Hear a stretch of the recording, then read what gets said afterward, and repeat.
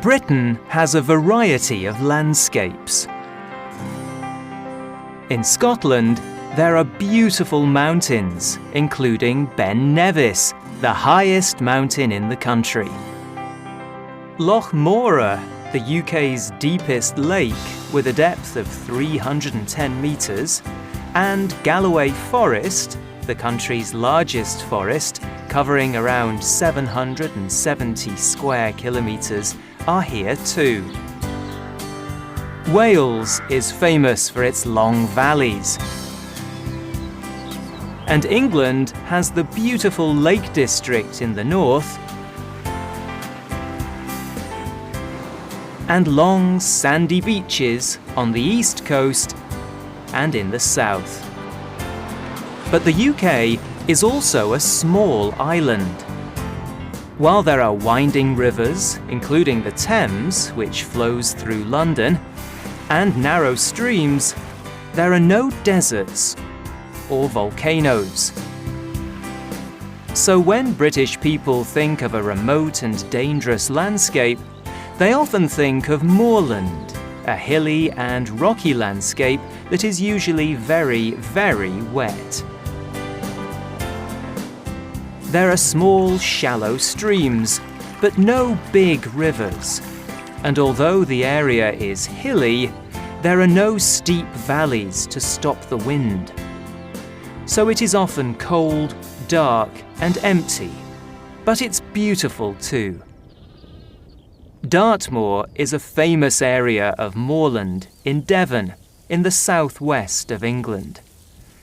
It covers 954 square kilometres, but almost nobody lives here. There are few roads or farms where people live, but there are the ruins of small stone huts and caves. People built these when they were living here thousands of years ago. Sherlock Holmes hides in these ruins in The Hound of the Baskervilles.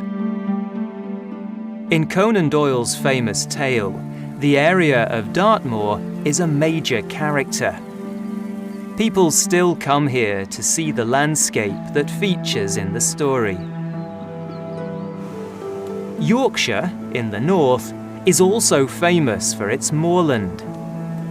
Although not many people live here, the moors are very popular with tourists.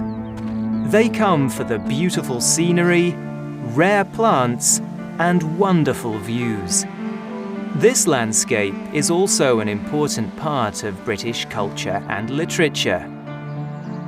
The author Emily Bronte made the moors famous in her novel Wuthering Heights.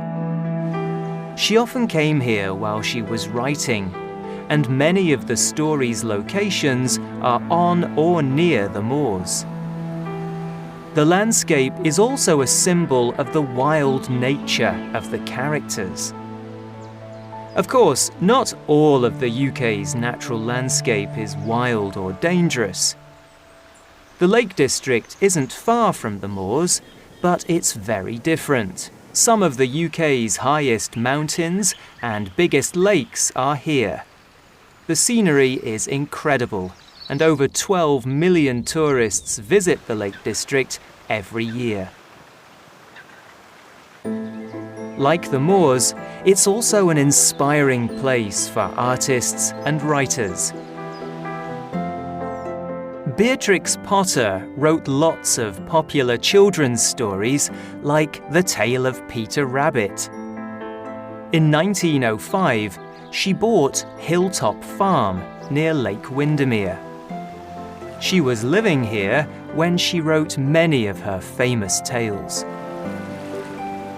The Lake District and the moors show two sides of the British countryside. They are very different, but they are both spectacular, and they both have an important place in British literature.